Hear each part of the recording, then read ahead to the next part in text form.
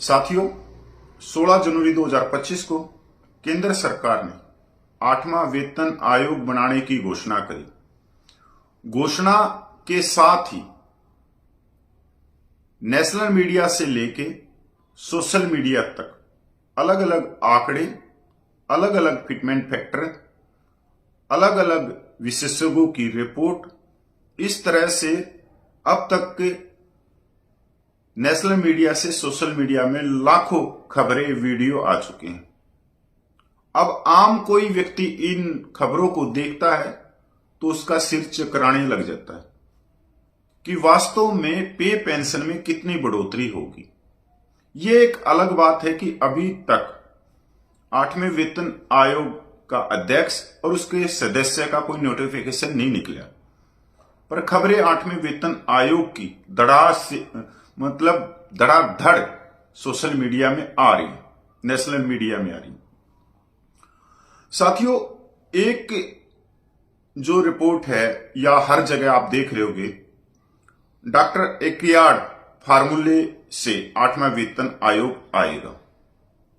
क्या डॉक्टर एक्यार्ड फार्मूले से 8वां वेतन आयोग आएगा तो केंद्रीय कर्मचारियों की पे पेंशन में बढ़ोतरी होगी?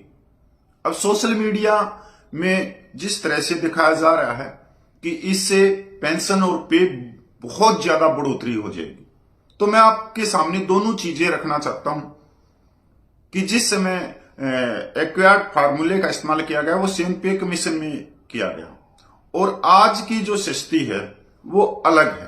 पहले तो हम डॉक्टर एक्वायर्ड फार्मूले की बात कर लेते हैं। यह प्रसिद्ध पोषण विशेषज्ञ डॉक्टर वालेस एक्वायर्ड द्वारा विकसित एक्वायर्ड फार्मूला किसी देश में जीवन यापन की बुनियादी लागत निर्धारित करता है।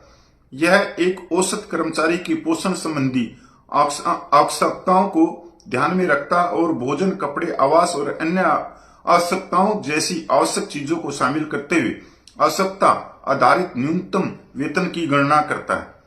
इसका मतलब यह है कि डॉक्टर एक्यार्ड ने जो एक व्यक्ति को पूरे दिन में कितनी कैलोरी भोजन में चाहिए, कितना एक साल के अंदर उसके कपड़ा लगता है, कितना ईंधन लगता है, कितनी बिजली लगती है, कितना मकान का किराया है, पर यहां पर उन्होंने जो कर्मचारियों के बच्चे हैं उनको बच्चा ही माना है, उनको बड़ा नहीं माना, क्योंकि जब बच्चा बड़ा होता है तो उसकी आवश्यकताएं ज्यादा हो जाती है, पढ़ाई का खर्चा है, दूसरी चीजें। अब हम दूसरी रिपोर्ट, इसी बीच आईएलसी ने अपने मापदंडों को जारी किया है। आईएलसी के मुताबिक अगर एक परिवार में 3 सदस्य हैं, मां, बाप और एक बच्चा, तो एक महीने में 41,000 रुपया उनका खर्च हो जाता है। भोजन, कपड़ा, बिजली, पानी, गैस, तेल, मतलब पढ़ाई में सारी चीजों में लगातार लगा के।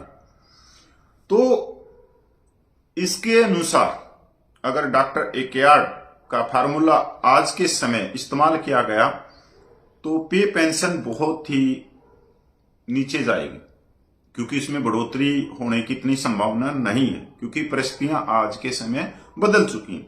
एक रिपोर्ट और मैं आप लोगों को छोटी ही मैंने बनाई है।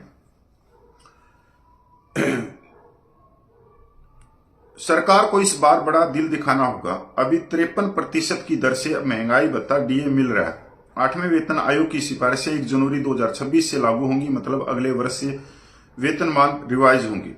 तब तक संभव हो कि डीए की दरें 60% या उससे अधिक हो जाएं। अभी तक सरकार डॉक्टर एक्यार्ड फार्मूले के आधार पर वेतनमान रिवाइज करती रही है।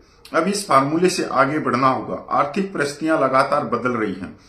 डॉक्टर एक्यार्ड फार्मूले से आगे बढ़कर अपनी सिफारिशें देता है तो देश में न्यूनतम वेतन 18,000 रुपये से बढ़कर 53,000 रुपये से ज्यादा हो जाना चाहिए।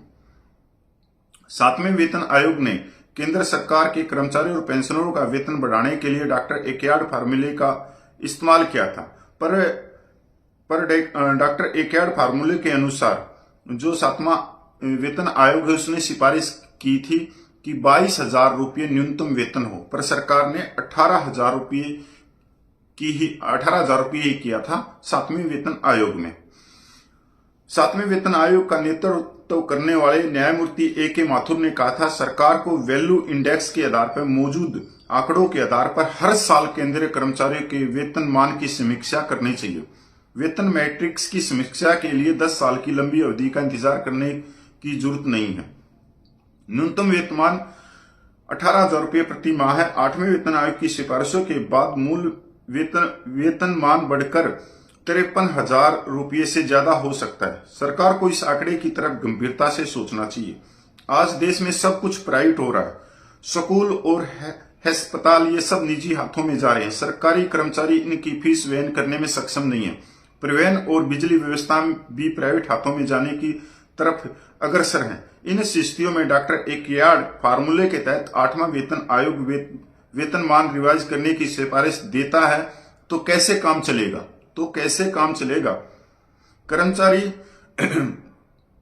संगठनों, आर्थिक विशेषज्ञों या दूसरे राष्ट्रों का अध्ययन, इन सबके साथ ही वेतन आयोग द्वारा डॉक्टर एक्यार्ड फार्मूले की टेबल को भी ध्यान में रखा जाता है।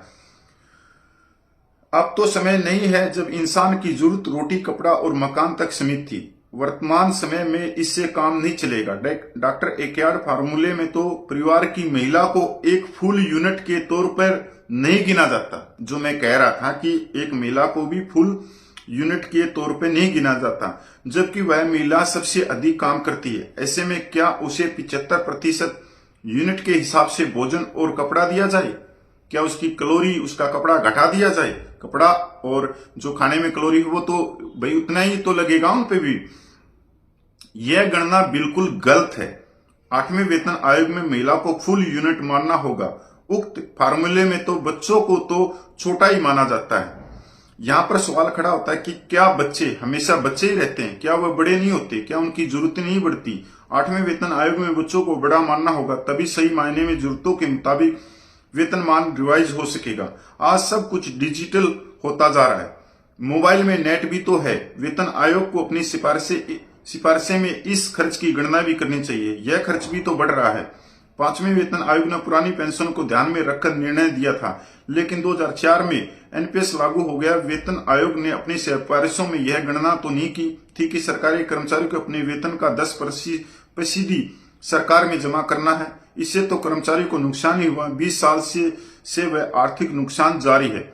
वेतन संरचना में मुद्रास्फीति के परिणाम स्वरूप परिलब्धियों के वास्तविक मूल्य में किसी भी महत्वपूर्ण गिरावट को संबोधित करने की आवश्यकता होनी चाहिए। व्यक्ति को उसकी योग्यता का उचित एवं पर्याप्त मुआवजा मिलना चाहिए। वेतन संरचना में वृद्धि बाजार की ताकतों के साथ तालमेल नहीं बिठा सकती।